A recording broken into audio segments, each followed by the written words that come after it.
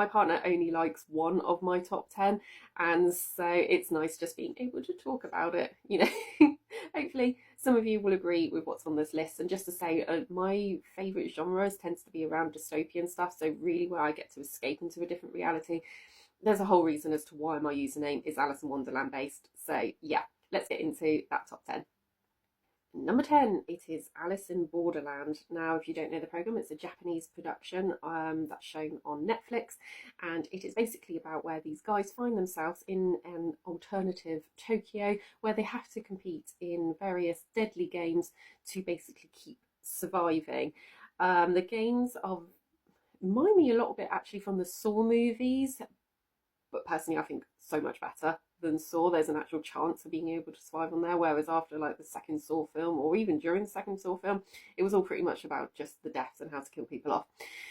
But yeah, I love the characters in Alice in Borderland. I love the games, and I'm really looking forward to season 3, which I think is out either now or round about now. But I'm going to be waiting a couple of months until I get Netflix again, and then watch it all from the beginning and really look forward to that 3rd season.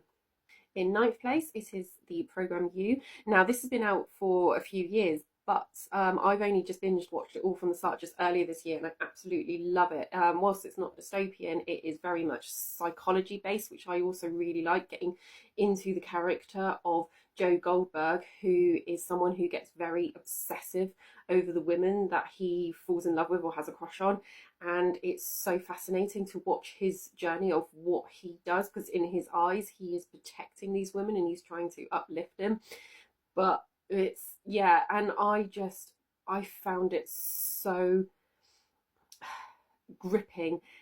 So yeah, love that one. In 8th place, it is Desperate Housewives, and this really isn't normally my type of genre, but I love the drama and the storylines around it. I think the actresses playing the main characters are absolutely amazing, that they can bring in both a comedic value whilst also adding in drama on such huge topics such as cancer and being an alcoholic, that I just think is absolutely brilliant. And it really is something to keep going. That it's 8 seasons, it can be quite long, but then that's really something to get into, especially if you're a binge watcher. You can go into this for a good few months.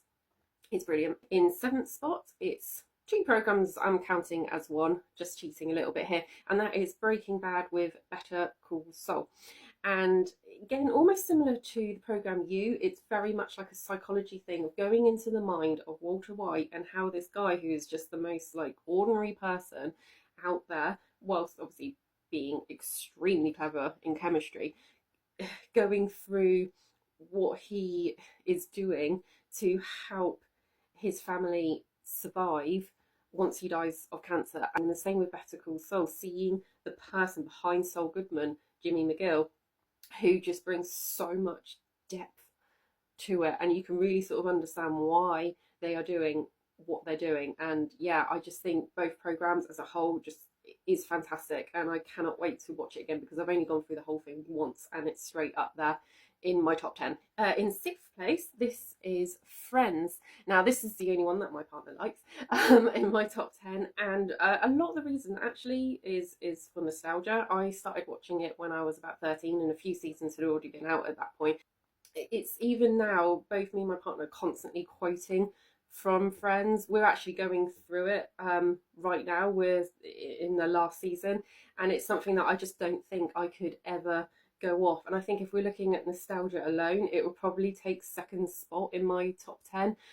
But there's just so many other programs that are much more my genre, and that is why this is 6th place. Oh, getting into the top 5 now. And 5th place, it is Handmaid's Tale. Now, this is something that, there's some things that are just so brutal to watch, especially when you know that there's similar stuff happening to this in real life, and it's terrifying. But what I love about it is these strong female characters who, despite what is happening to them, are rising up and saying, no, we've had enough. They are resisting. Characters like June, Janine, Moira, amongst so many others, are just, it really what keeps the show going. And I know for me, I keep thinking, if I'm in that world, would I be a handmaid? I'm not sure, but I don't think I would fare that well. I can tell you that for now. At 4th spot, it's is Stranger Things. Now, on paper, it ticks every single box of what I would absolutely love about a programme. It's set in the 80s. I'm a huge fan of the 80s. I've actually got a t-shirt made in the 80s on there. I love the music. It's the concept of it with the upside down is exactly my type of thing. It reminds me of things like Goonies and E.T., which again are absolutely amazing films. So it's just fantastic. And season 4, in some ways, was a little bit scary. I watched the first episode of season 4 late at night with the lights off. It was a bit freaked out. And but I cannot wait. Season 5 is obviously going to be coming out at the end of the year. Now we'll see where it goes. I don't think it will go higher up in the list because I think my top 3 is pretty much solid.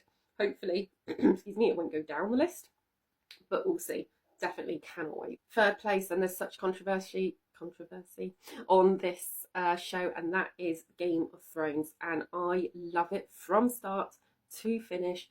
Every single episode, the storyline is amazing. If you do not understand what Daenerys does at the very, very end, you just only need to look back at her path leading up to it, everything that she has done to people that have wronged her, that she's lost a lot of loved ones, that when she gets to Westeros, the fact that people are more rallying around Jon Snow and love him a lot more, especially when she finds out the truth about him. It just, she's a ticking time bomb. It makes sense, and I love it. There's so much going on in there. It's one of the most shocking, dramatic programs that I have watched, and I could easily watch it again and again and again and again.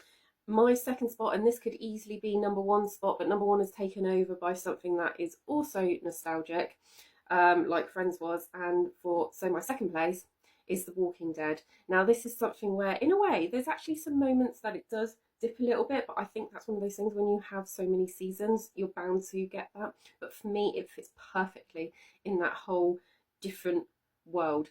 And someone once wrote, I saw this a couple of years ago, that it's not so much how people are dealing with zombies, it's more how people are dealing with knowing that the world has ended, when you're having to fight for food and shelter, and you're fighting, what happens when different communities come together, and situations like that, as well as the fact that the whole core thing from the start is all about, let's find somewhere that we can settle down and we can make it into a community that we grow. And I love those communities. Places like Alexandria, to me, I think it's great, everyone working together and they're all housed and fed and stuff like that. So as long as nothing major is going along, it's a great setup.